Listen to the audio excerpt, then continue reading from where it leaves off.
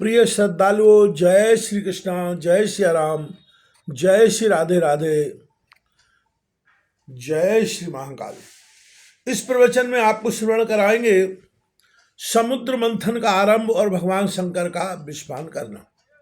श्री सुखदेव जी कहते हैं, परीक्षित, देवता और असुरों ने नागराज वासुकी को यह वचन देकर कि समुद्र मंथन से प्राप्त होने वाले अमृत में तुम्हारा भी हिस्सा रहेगा, उन्हें भी सम्मिलित कर लिया। इसके बाद उन लोगों ने वासुकी नांग को नेति के समान मंद्राचल में लपेटकर भली भांति उद्यत हो बड़े उत्साह और आनंद से अमृत के लिए समुद्र मंथन आरंभ किया।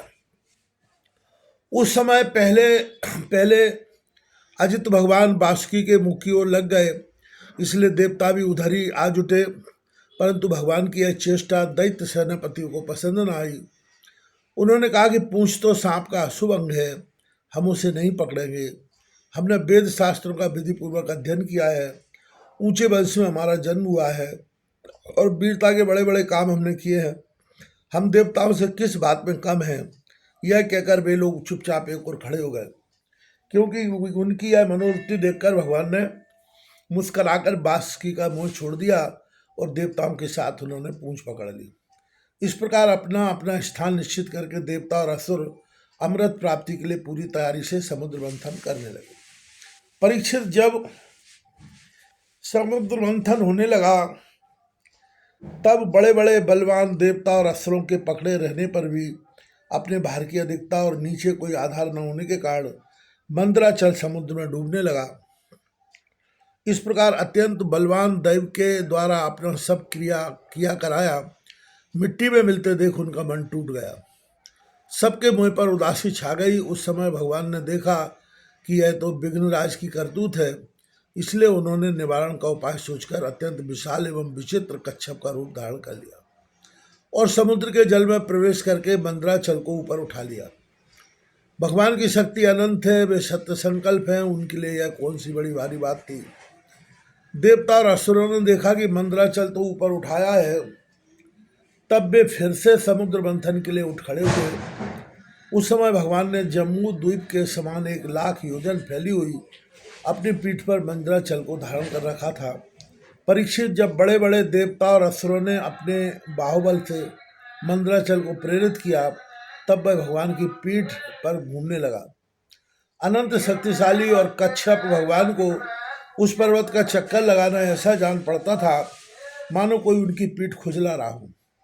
साथ ही समुद्र मंथन संपन्न करने के लिए भगवान ने असुरों में उनकी शक्ति और बल को बढ़ते हुए असुर रूप में प्रवेश किया।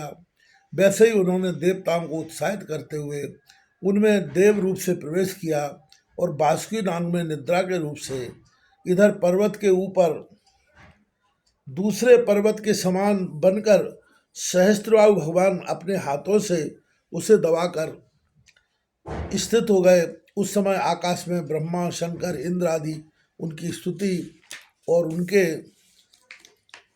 ऊपर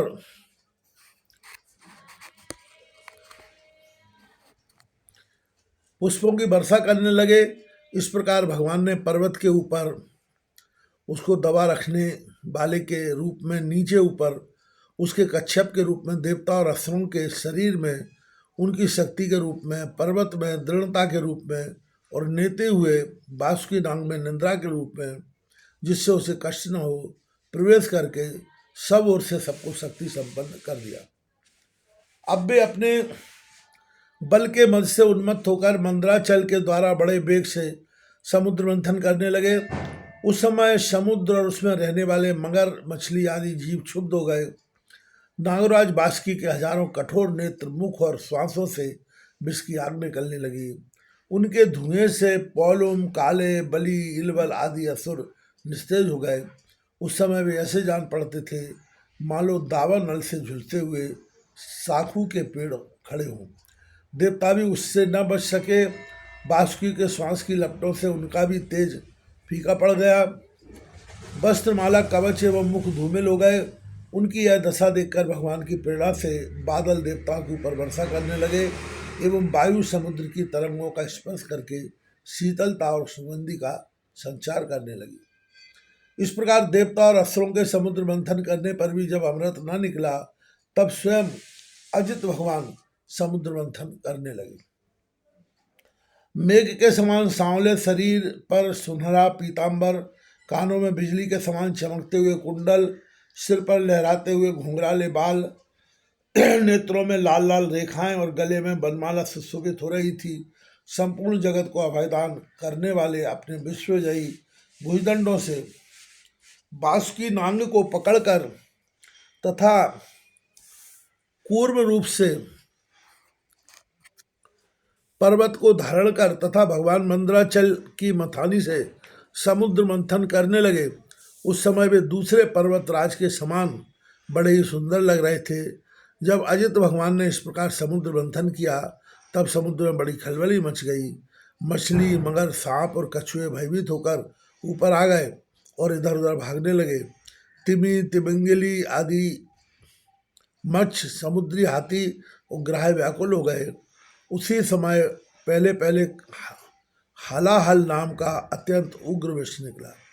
वह अत्यंत उग्र विष दिशा विदिशा में ऊपर नीचे सर्वत उड़ने और फैलने लगा।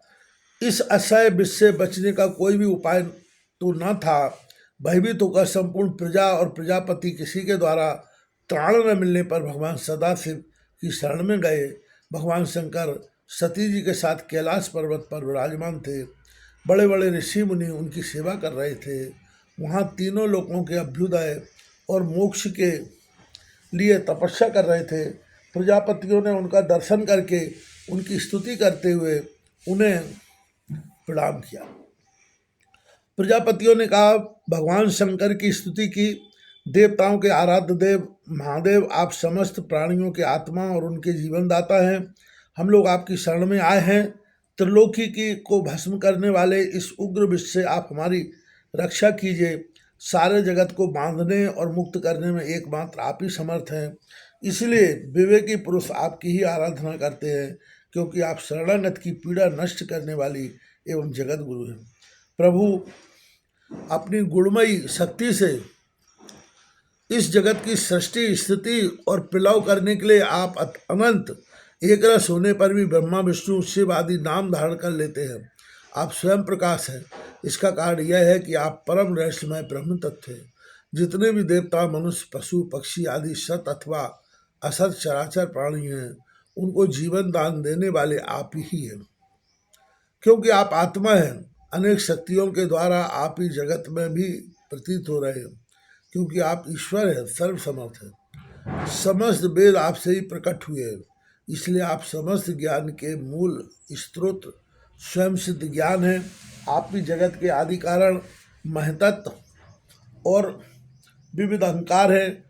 एवं आप ही प्राण, इंद्रिय, पंच महाभूत तथा शब्दादि विषयों के भिन्न भिन्न स्वभाव और उनके मूल कारण हैं। आप स्वयं ही प्राणियों की वृद्धि और ह्रास करने वाले काल हैं। उनका कल्याण करने वाले यज्ञ हैं एवं सत्य और मधुर वाणी है। धर्म भी आपका ही स्वरूप है। आप ही आ, उ, मा इन तीनों अक्षरों से युक्त प्रणव है अथवा त्रिगुणात्मा प्रकृति है, ऐसा वेदवादी महात्मा कहते हैं। सर्वदेव स्वरूप अग्नि आपका मुख है। तीनों लोकों के अभ्युदय करने वाले शंकर, यह पृथ्वी आपका चरण कमल है। आप अखिल देव स्वरूप है। यह काल आपकी गति है। दिशाएं कान है और वरुण रसनेन्द्रिय है। आकाश नाभि है, वायु श्वास है, सूर्य नेत्र है और जल वीर है। आपका अहंकार ऊंचे नीचे ऊंचे सभी जीवों का आश्रय है। चंद्रमा मन है और प्रभु स्वर्ग आपका सिर है। वेद स्वरूप भगवान समुद्र आपकी कोख है। पर्वत हड्डियां हैं, सब प्रकार की औषधियाँ और घास आपके रोम हैं। गायत्री आदि छंद आपकी सातों धातुएं हैं और सभी प्रकार के धर्म आपके हृदय हैं। स्वामिन, सद्योजात जात आदि 5 उपनिषदि आपके तत्पुरुष, अघोर, सद्योजात, वामदेव और ईशान नामक 5 मुख है। इन्हीं के पदच्छेद से 38 कलात्मक मंत्र निकले हैं।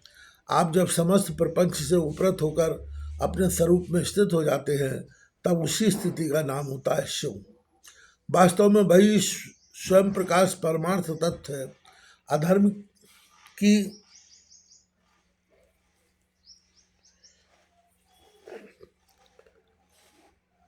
अधर्म की दम्भ लोभ आदि तरंगों में आपकी छाया है, जिनसे विविध प्रकार की सृष्टि होती है।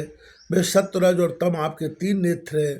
प्रभु गायत्री आदि छंद सनातन वेदी आपका विचार है, क्योंकि आप ही शांख आदि समस्त शास्त्रों के रूप में स्थित हैं और उनके कर्ता हैं। भगवान आपका परम ज्योतिर्मय स्वरूप स्वयं ब्रह्म है। उसमें ना तो रजोगुण तमोगुण एवं सत्वगुण है और न किसी प्रकार का भेदभाव ही है। आपके उस स्वरूप को सारे लोकपाल, यहाँ तक कि ब्रह्मा विष्णु और देवराज इंद्र भी नहीं जान सकते। आपने कामदेव दक्ष के यज्ञ, त्रिपुरासुर और कालकूट विष, जिसको आप कभी कभी अवश्य पी जाएंगे, और अनेक जीवद्रोही असुरों की को नष्ट कर दिया है।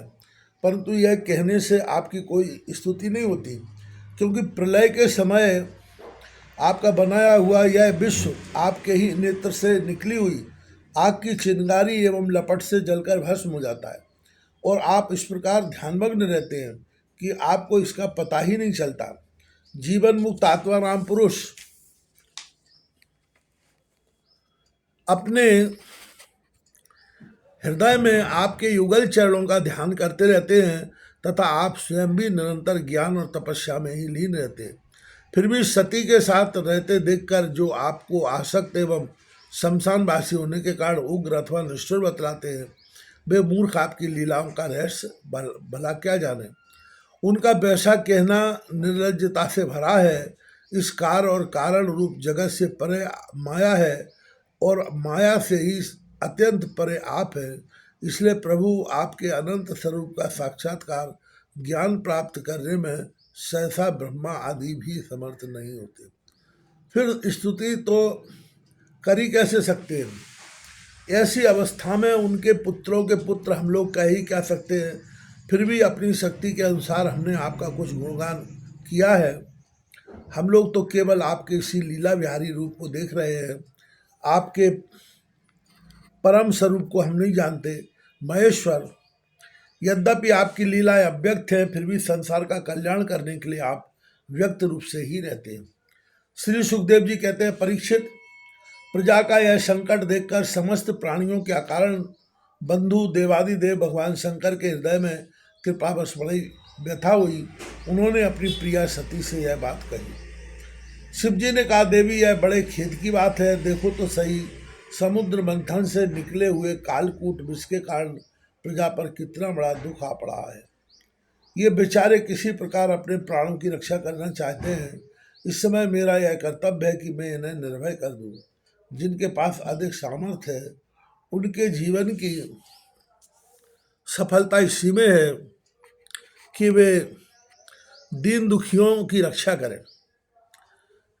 सज्जन पुरुष अपने क्षण भंगुर प्राणों की बलि देकर भी दूसरे प्राणियों के प्राण की रक्षा करते हैं। कल्याणी अपने ही मोह की माया में फंसकर संसार के प्राणी मोहित हो रहे हैं और एक दूसरे से बैर की गांठ बांधे हैं। उनके ऊपर जो कृपा करता है, उसका सर्वनाश भगवान श्री कृष्ण, उस पर सर्वात्मा भगवान श्री कृष्ण प्रसन्न होते हैं, और जब भगवान प्रसन्न हो जाते हैं, तब चराचर जगत के साथ मैं भी प्रसन्न हो जाता हूँ। इसलिए अभी अभी मैं इस विष को भक्षण करता हूँ, जिससे मेरी प्रजा का कल्याण हो। श्री सुखदेव जी कहते हैं कि विश्व के जीवन दाता भगवान शंकर इस प्रकार सती देवी से प्रस्ताव देकर उस विष को खाने के लिए तैयार हो गए। देवी तो उनका प्रभाव जानती थी। उन्होंने हृदय से इस बात का अनुमोदन किया। भगवान शंकर बड़े दयालु हैं, उन्हीं की शक्ति में समस्त प्राणी जीवित रहते हैं। उन्होंने उस तीक्ष्ण हलाहल विष को अपनी हथेली पर उठाया और भक्षण कर गए। वह विष जल का मल था। उसने शंकर जी पर भी अपना प्रभाव प्रकट कर दिया। इससे उनका कंठ नीला पड़ गया। परंतु वह तो प्रजा का कल्याण करने वाले भगवान शंकर के लिए भूषण रूप हो गया। परोपकारी सज्जन प्राय प्रजा का दुख टालने के लिए स्वयं दुख झेला नहीं करते हैं, परंतु यह दुख नहीं है, यह तो सबसे हृदय में विराजमान भगवान की परम आराधना है। देवादिदेव भगवान शंकर सबकी कामना पूर्ण करने वाले हैं। उनका यह कल्याणकारी अद्भुत कर्म सुनकर संपूर्ण प्रजा, दक्ष कन्या, सती, ब्रह्मा जी और स्वयं विष्णु भगवान भी उनकी प्रशंसा करने लगे। जिस समय भगवान शंकर विषपान कर रहे थे, उस समय उनके हाथ से थोड़ा सा विष टपक पड़ा था। उसे बिच्छू, सांप तथा अन्य विषैले जीवों ने अपनी विषैली औषधियों ने ग्रहण कर लिया।